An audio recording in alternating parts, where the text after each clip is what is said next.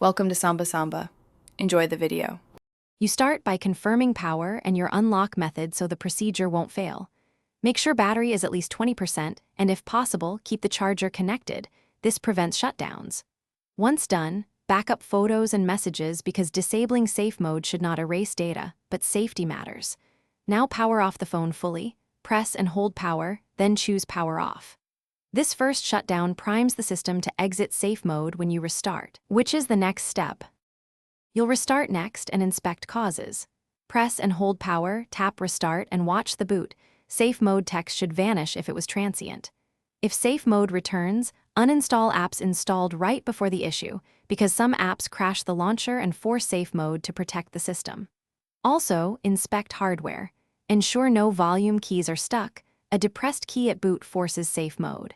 If a case or debris holds a key down, remove it and try restarting again. You finish by removing persistent triggers and, if necessary, clearing caches. If safe mode still persists, boot into safe mode intentionally.